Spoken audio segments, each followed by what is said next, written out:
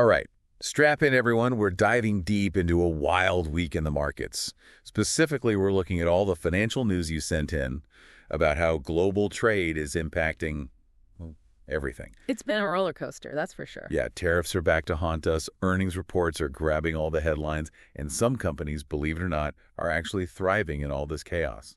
It really makes you think, about market psychology and all. You'd think we would learn a thing or two from those trade wars a while back, but here we are again. Tariffs on Mexico and Canada spooking the markets. And just when those last-minute deals seem to, settle things down a bit, China comes in with tariffs of their own. It feels like we take one step forward and then, bam, 2 steps back. But before we get totally lost in the headlines, let's look at what actually happened to the numbers. Yeah, good point, because sometimes that initial reaction from the market doesn't tell the whole story. Right. Like, take the NASDAQ on Monday. Okay, sure, it climbed back from a 2.5% drop, closing down just 1.2%, but ending below its 50-day moving average. And then on top of that, adding another distribution day, that's definitely something to pay attention to. Now you're talking my language. Yeah. Distribution days, always a little ominous. But for those of us who, haven't memorized every single technical analysis textbook out there, what does it really mean, these 8 distribution days for the NASDAQ compared to, like, the S&P's 5? Well, think of distribution days as kind of a way to measure how much selling pressure there is. When you see a bunch of them, it can mean that the market's heading for a decline. Not a sure thing, but, it's a bit like seeing storm clouds gathering, Right. The S&P, well, it's doing a bit better, but those 5 distribution days, those are still something to keep an eye on. So maybe not time to hit the panic button just yet, but definitely time to, double check those life jackets and make sure our exit strategies are all set. Exactly. IBD's advice, keeping that stock market exposure between 60 and 80%, maybe leaning a bit lower now with all this volatility, that seems like a pretty smart move right about now. Absolutely. But, and this is important, any advice, even from IBD, it should really be tailored to, your specific situation. Yeah. It's all about figuring out how much risk you're comfortable with, what keeps you up at night, how much fluctuation can you handle before you start making impulsive decisions. Yeah, because even in a volatile market, there are still opportunities out there. It's about understanding both the macro trends and how each company is actually performing. And speaking of performance, let's talk about earnings. Google, Spotify, PayPal, AMD, Chipotle. Those are just a few of the big names reporting this week. And you know how it is, earnings announcements, they can overshadow just about anything, even like geopolitical stuff. Yeah. Look at Google. They're dealing with an antitrust investigation in China, but their share price barely budged. Why? Because investors, they're laser focused on that upcoming earnings report. It's amazing how much power those earnings expectations have. But isn't it a bit of a, risky game to play? What if companies' numbers don't actually live up to all that hype? You've hit on a really important point. Relying only on those pre-earning speculations, it can be a gamble. You got to remember, those expectations, they're built on a mix of, some hard data and some guesswork. So if a company misses the mark or gives a less than stellar outlook, that stock, it can drop and drop fast. Okay, so even when everyone's feeling optimistic about earnings, a little bit of caution is definitely a good thing. But then, on the flip side, you've got companies like Palantir completely crushing those expectations. Their stock went up over 26% after exceeding those revenue forecasts. I guess that proves strong fundamentals can still win, even when things are a bit shaky. Absolutely. Palantir's performance, it's a great example of how solid company performance can really cut through all that noise and uncertainty. But for a true masterclass in weathering the storm, I think we need to talk about Netflix. Netflix, the streaming giant that just, seems to shrug off any market jitters. While everyone else is getting tossed around, they break out of a flat base, hit a record high, and now they're just cruising along above their buy zone. It's like they have a secret weapon for, thriving when things get tough. I think their secret weapon is a combination of making smart decisions and then actually executing those decisions really well. I mean, they blew past their subscriber targets, exceeded revenue and earnings estimates, and on top of all that, gave a really positive outlook for the next quarter. And don't forget about their content lineup. New seasons of Wednesday, the finales of Stranger Things and Squid Game, plus a whole bunch of blockbuster movies coming up. It seems like a pretty solid recipe for staying on top, right? Absolutely. I mean, it's a classic example of how strong fundamentals, a great product, consistent growth, and a positive view of the future, those can really drive stock performance even when the broader market is feeling a bit uncertain. And their composite rating, 99, which puts them at the very top of IBD's rankings for their industry group.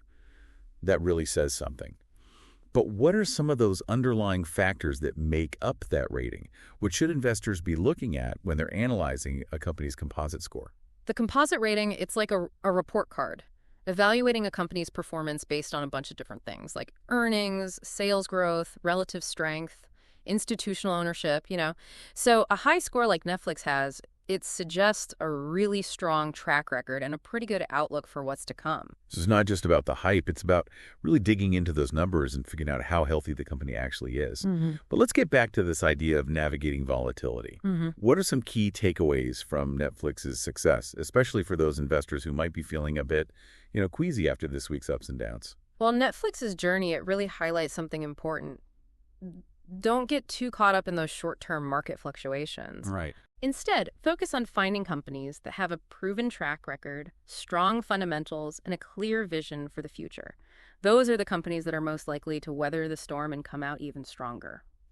So it's about taking that long-term perspective, doing your research, and not letting fear dictate your investment choices. But let's be real, not every company out there can be a Netflix. What about the rest of us, those of us with investments in companies that aren't exactly riding that wave of success right now? How can we figure out if they have what it takes to handle market volatility? Well, that's when you really need to take a closer look at their financials and their strategic decisions. Are they adapting to all those changes happening in the market? Are they investing in innovation and growth? Are they managing risks effectively?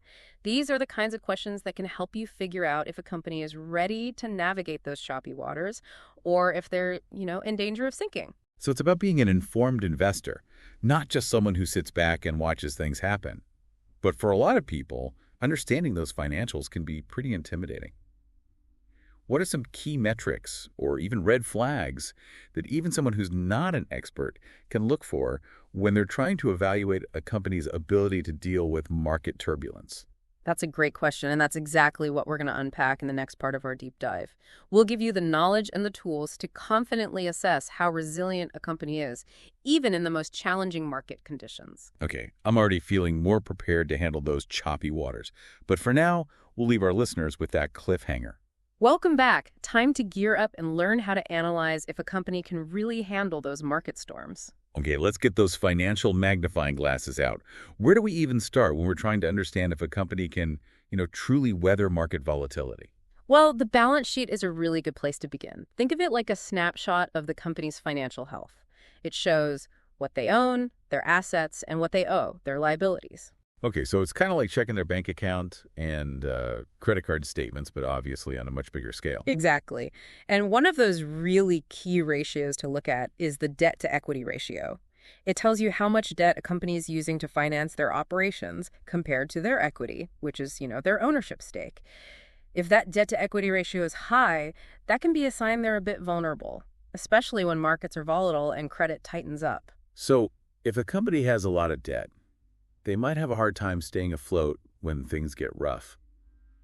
But a company with less debt, they'd be in a better position to ride out those waves, right? Exactly. Another important area to look at is their cash flow statement. That tracks how cash is moving in and out of the business. Strong, consistent cash flow, that's like a life raft during those turbulent times. It gives companies that flexibility to adapt, maybe invest, even buy up those struggling competitors. So it's not just about how much money they have. It's about how well they're generating and managing their cash flow. Right. And since we're talking about adapting, we can't forget about the management team. Are they agile? Are they making those smart decisions that position the company for long-term success, even when there are, short-term challenges? Right, because a good leader, they can steer the ship through rough seas, but a leader who's, hesitant or indecisive, they could run the company aground. Yeah. But how do we, as everyday investors, really know how good the management team is? It's not like we can just, have a meeting with the CEO and ask them a bunch of questions. That's where doing a little research and really thinking critically comes in. Look at their track record. Have they successfully dealt with challenges in the past? Are they investing in things that will lead to innovation and growth? Are they being transparent with shareholders? Those are all signs of a management team that can guide a company through tough times. So it's like checking references, reading reviews, trying to get a feel for their leadership style before we trust them with our, hard-earned money. Exactly. And remember, all of these factors, you have to consider them within the context of the company's industry and where they stand in the market overall. Like a company in a really fast-paced industry, they might need a more aggressive approach to growth, even if that means taking on more debt. So there's no like one-size-fits-all approach. It's really about understanding each company individually and, the specific circumstances. Right. And that's why diversifying your portfolio is so important. Don't put all your eggs in one basket, right? Spreading your investments across different industries, different asset classes, even different parts of the world. That can help you manage risk and increase your chances of weathering those market storms. Yeah, it's like building a really strong ship with multiple compartments. So even if one part starts taking on water, the rest of the ship can stay afloat. That's a great analogy. And speaking of staying afloat, let's get back to those exit strategies we were talking about earlier. Because knowing when to cut your losses, that's just as important as knowing when to ride the wave, wouldn't you say? Totally. Because even the best, most well-built ship, they might need to adjust course, maybe even head back to port if the storm gets too bad.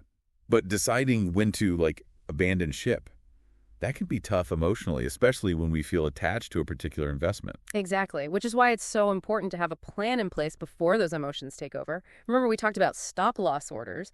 Those can be like an automatic safety net. If the stock price drops to a certain point, boom, it's sold. So it's like setting a boundary, saying, okay, if it goes below this point, I'm out. Even if, a part of you wants to believe it'll bounce back. Right. It helps you take the emotion out of it and protect your money from bigger losses. And then for those who want to ride the upside while still managing that risk, trailing stops can be a great tool. Ah, yes. Those are the ones that let your profits grow while still having that safety net trailing behind. But let's be honest, no one really likes talking about losses. It's much more fun to focus on, all those potential gains. Of course. And that's where having a profit-taking strategy comes in. You set a target price, and when your stock reaches it, you sell to lock in those profits. It helps you from getting too greedy and maybe missing out because you held on too long, hoping for even bigger returns. So it's like setting a finish line for a race. Yeah. Celebrate when you cross it instead of, just constantly chasing something that keeps moving. That's a great way to put it. And remember, these are just some basic strategies. There are so many different approaches and tools in investing. The important thing is finding what works for you, your risk tolerance, your goals, your investing style. So it's about being an educated investor, Yeah. making your own decisions, not just blindly following someone else's advice or getting caught up in all the hype. Exactly. And that brings us back to that really important question. How can you use all of this knowledge on your own investment journey? Because knowledge is power, right? Knowledge is definitely power, and when it comes to investing, that power means making those smart decisions, managing risk, and navigating those market storms, feeling confident as you do it. Well said. But navigating the market, it's not just about numbers and strategies. You also have to recognize that human element, the psychology that drives how the market behaves. The fascinating and sometimes confusing world of market psychology. Tell me more about how understanding human behavior can help us, make sense of those market swings that seem to come out of nowhere. And that's exactly what we'll explore in the final part of our deep dive. We'll dig into those psychological factors that influence how investors act. Things like fear and greed, herd mentality, and those sneaky cognitive biases. When we understand these forces, we can better understand why markets do what they do and how to avoid letting our emotions lead us to decisions that could hurt our investments. Okay, I'm already hooked. But for now, we'll leave our listeners in suspense, eagerly waiting for part 3. We'll unlock those secrets of market psychology and give you the tools to make those rational, informed decisions, even when the market feels like it's on a roller coaster ride. Okay, we look at the numbers, we've broken down some strategies, and now it's time to the really interesting part, market psychology. It's like we're getting a glimpse behind the scenes and figuring out what makes investors, do what they do. Exactly, because even with the best data and the smartest strategies, if you don't understand human behavior, you're missing a big piece of the puzzle when it comes to navigating the markets. Emotions, they can drive even the most experienced investors to make some pretty irrational choices. So it's not always about logic and those fancy spreadsheets. Sometimes it's about fear, greed, those gut feelings that are hard to explain. Absolutely. Take fear, for instance. When the markets take a dive, that instinct to protect ourselves, it kicks in. And suddenly that well-thought-out, long-term plan, out the window. We're tempted to just sell everything before it all disappears. Yeah, it's like that feeling you get when you hit some turbulence on a plane. Your brain knows it's normal, but your heart's pounding, and all you can think about is getting back on solid ground. Perfect analogy. And then there's the other side of the coin, greed. When the markets are soaring, it's easy to get caught up in all the excitement, chasing those quick wins, and we might overlook some pretty serious risks in the process. It's like watching everyone win at the casino, and suddenly you feel like you have to get in on the action, even if the odds are totally stacked against you. Exactly. And then there's that herd mentality, that urge to follow the crowd, even if it's heading straight into danger. Yeah, it's like those videos you see of animals stampeding. Once the panic starts, it's hard to resist joining in, even if you have no idea where you're going. Right, and that leads us to cognitive biases, those mental shortcuts our brains take to make decisions easier. They're helpful in everyday life, but in investing, they can lead to some big mistakes. Like confirmation bias, for example, that tendency to look for information that just backs up what we already believe, even if we're ignoring evidence that says the opposite. Exactly. So we might hold on to a stock that's losing money just because we've convinced ourselves it's going to be a winner. We ignore all the red flags that are telling us, hey, maybe it's time to cut your losses. So how do we, fight back against these psychological traps? How do we stop our emotions from taking over and making those bad investment decisions? Well, the first thing is awareness. You got to recognize those biases, those emotional triggers. Once you know what they are, then it's about making a plan and sticking to it. What's your risk tolerance? What are your goals? Set some clear rules for when you buy and sell, even when you're feeling, those strong emotions. So like a pre-flight checklist for our investments, making sure we're ready for any turbulence and thinking clearly, even when the market's going crazy. Exactly. And it's okay to ask for help, too. Sometimes talking to a financial advisor or even a trusted friend can give you that outside perspective and help you stay grounded. Yeah, like having a co-pilot in the cockpit, someone to help you navigate those tricky situations and make sure you stay on course. Right. And finally, don't underestimate the power of patience. Investing is a long game. The people who can weather those storms and stay focused on their long-term goals, they're usually the ones who end up with the biggest rewards. It's like being a seasoned sailor. You know storms are going to come, but you also know how to ride them out and stay on course.